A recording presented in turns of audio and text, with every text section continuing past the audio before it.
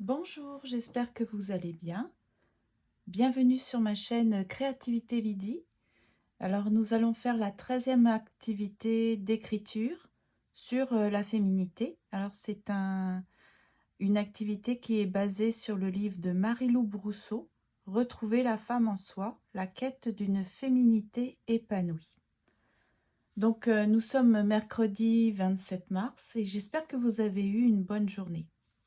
Si vous aimez les 4 vidéos que je propose chaque semaine, ou même s'il n'y a qu'un seul type de vidéo que vous aimez, je vous remercie d'avance de vous abonner, d'activer la cloche pour être notifié lors de mes prochaines publications. Et aussi de mettre un pouce levé si vous aimez et un commentaire, c'est toujours encourageant. N'hésitez pas à consulter mes précédentes vidéos, je pense que j'en suis à 106 vidéos jusqu'à présent. Et puis pour rappel, le lundi, il s'agit d'une vidéo sur l'écriture guidée, le mardi sur l'art-thérapie, le mercredi sur la féminité et le vendredi, il s'agit d'une activité de détente. Alors pour commencer, je vous propose de bien vous installer. Je vous invite à prendre votre cahier et 2 stylos et de noter la date de la semaine. Donc nous sommes, je vais le faire avec vous.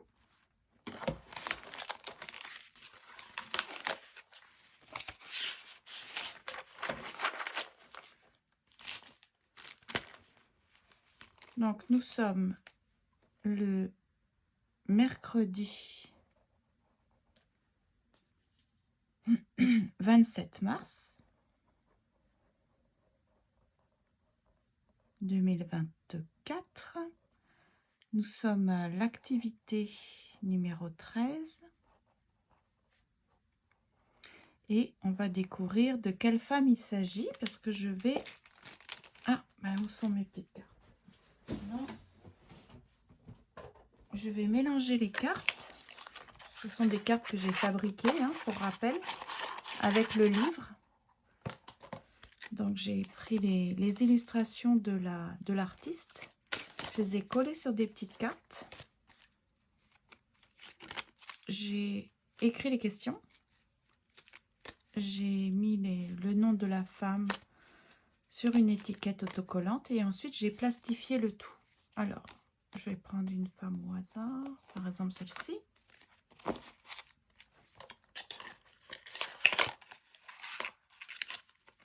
Donc, on va découvrir de quelle femme il s'agit. Oh, c'est beau! La femme enfantement. Magnifique. C'est très beau. Donc, la femme enfantement. Alors, pour savoir de quoi il s'agit, est-ce que c'est simplement la maternité sur le plan physique ou ça peut être, à mon avis, c'est aussi psychologique puisque ça a été fait par une psychologue. Donc, parfois, on porte en nous beaucoup de projets. Ça ne m'étonnerait pas que ça soit là-dessus. Alors, la femme enfantement. On va découvrir le poème.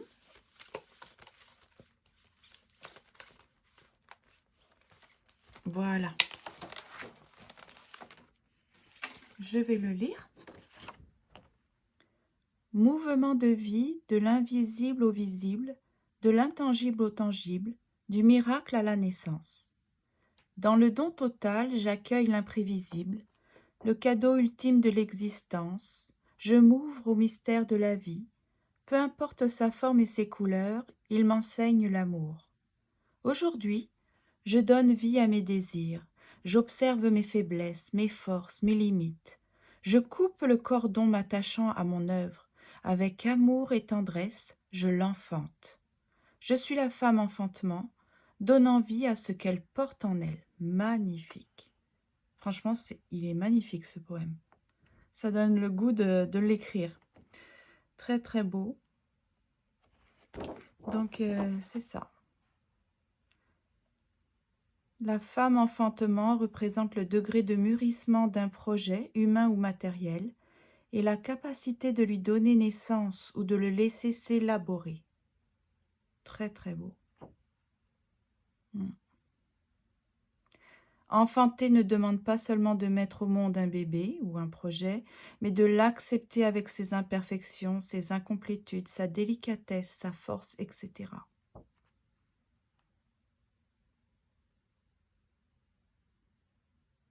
Bon, merveilleux.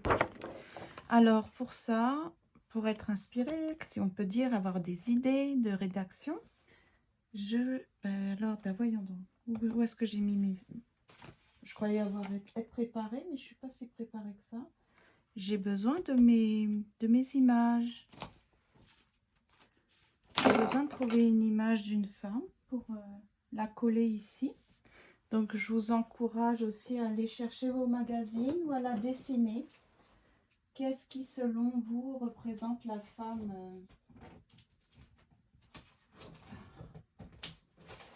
Voilà, elles sont là, mes images. Alors, la femme enfantement. J'ai déjà une idée. Franchement, j'ai une idée. Voilà. J'avais sélectionné cette femme-là. Parce que c'était une image, je ne sais pas si vous la voyez. Une image... Ouais, c'est pas évident, hein, avec la lumière, là, le contre-jour. C'était une image, un transfert d'image que j'avais obtenu avec la gel presse. Et puis, c'est pas très visible, mais ce que je vais faire, c'est que je pense, repasser la robe, par exemple. Puis là, j'avais mis un petit nœud. Et je me suis dit, un jour, si je tombe sur la femme maternité, enfantement ou matrice, je sais plus, je me rappelais qu'il y avait un thème comme ça. Je choisirai cette photo-là parce que c'est ça, c'est quel est le cadeau qu'il y a à l'intérieur de cette femme. Donc c'est ça, c'est symbolique. Je vais la coller ici. Mais je vais faire apparaître davantage la femme parce que là, je crois que c'était Serena Gomez en photo. On ne voit pas bien, mais je crois que c'est elle. Donc voilà, donc je vous invite à coller votre petite image. Ensuite, tout autour, comme d'habitude, une fois que vous aurez répondu aux questions, vous expliquerez pourquoi vous avez choisi cette image. Donc moi, je vais écrire autour, comme je fais à chaque fois, voyez. Comme ça, comme ça. Donc, et pour parler aussi éventuellement du processus, qu'est-ce que ça a évoqué chez moi. Alors, on va découvrir les questions. Donc, première question.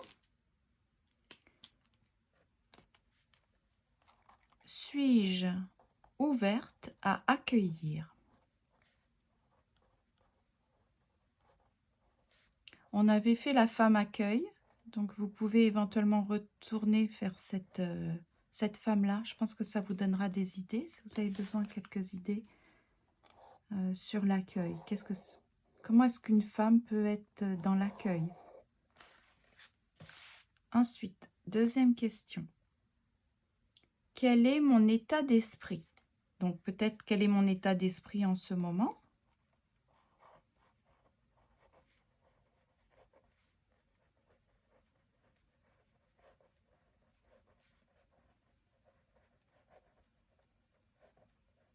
Voilà.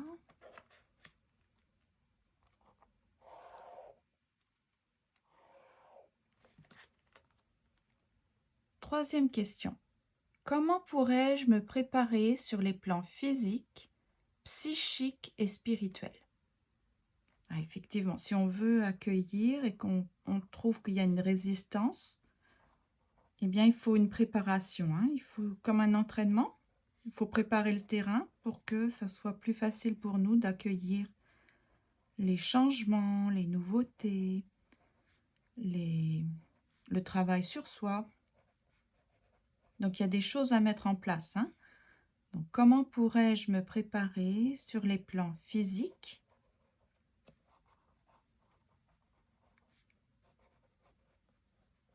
Donc, moi, je vais le mettre comme ça.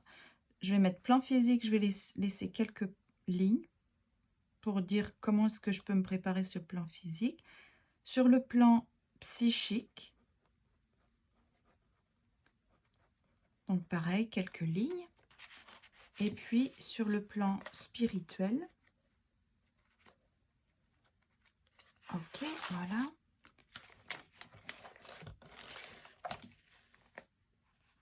Sur le plan spirituel, laisser quelques lignes et dire comment est-ce que je peux me préparer. Donc, comment pourrais-je me préparer sur le plan physique, psychique, spirituel. Ensuite, quatrième question.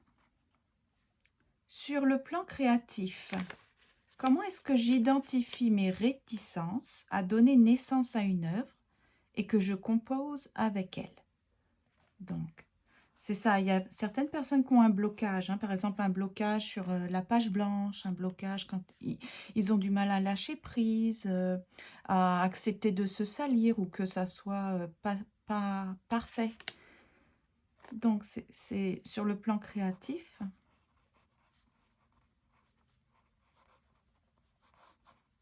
Comment est-ce que j'identifie? Donc, c'est à chacun de noter.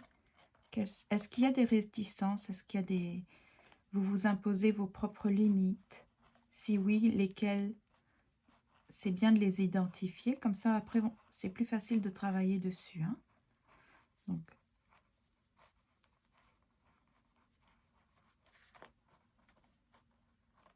le lâcher prise, très important. J'ai fait une vidéo aussi là-dessus.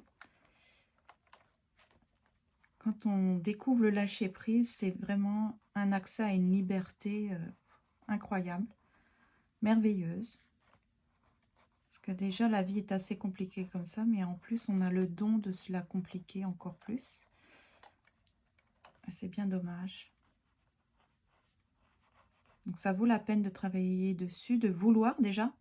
La première chose, c'est est-ce qu'on veut? Est-ce qu'on veut changer? Est-ce qu'on veut aller mieux? Est-ce qu'on veut modifier certaines choses? Une fois qu'on a la volonté, on identifie ce qui ne va pas, parce que ça, c'est propre à chacun, propre à son vécu. Et ensuite, c'est plus facile pour travailler dessus, pour trouver de l'aide, des supports, des ressources. Alors ensuite, cinquième question. Tout ça, je pense que je vais laisser beaucoup de place parce que, oui, je pense que j'ai beaucoup de choses à dire là-dessus, même si... Alors, la cinquième question, suis-je prête à avoir des reflets de mon intérieur à travers mes différentes créations? Oh, très belle question. Donc, en gros, c'est est-ce que ça vous fait peur, en gros? Peut-être ça peut être ça une réticence. C'est que avec l'art, c'est évident que à travers l'art, à travers l'écriture, à travers tout ce qu'on réalise, nos créations artistiques, eh bien, c'est notre intérieur qui parle. Et parfois, c'est surprenant. C'est comme, il y a des messages, si on ouvre notre sensibilité, on est prêt à comprendre des choses, bien, nos réalisations sont parlantes, notamment, par exemple, quelle couleur on a utilisée. Vous savez, j'avais fait une petite vidéo sur le livre là, qui explique le symbolisme des couleurs, la psychologie des couleurs même. Et donc, quelle couleur on a choisi, quel support, quelle texture, le mouvement, dans quel état d'esprit on était, quelles étaient nos émotions, etc. Donc, en analysant ce que vous allez réaliser sur le plan créatif et artistique, vous allez comprendre beaucoup plus de choses, vous allez comprendre des messages. Ce que votre inconscient veut que vous compreniez. Quels sont les changements que vous devez faire pour aller mieux, pour aller bien, pour être en harmonie totale avec qui vous êtes. Donc, très bonne question. Déjà, il faut identifier, est-ce que vous êtes prête, oui ou non, à voir des reflets de votre intérieur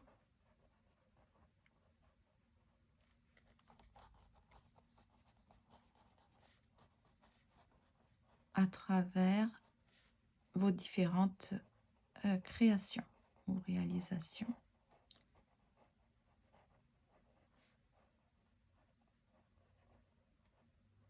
Ce sont de belles questions. Donc, hop, je m'en sers comme d'une règle.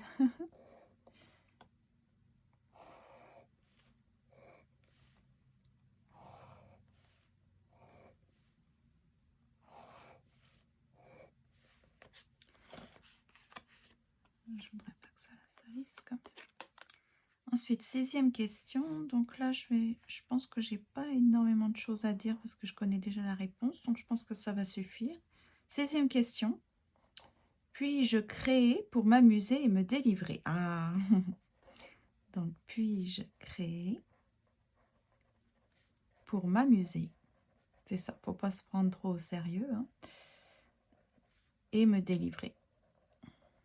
Il faut en fait réaliser ou créer des petites...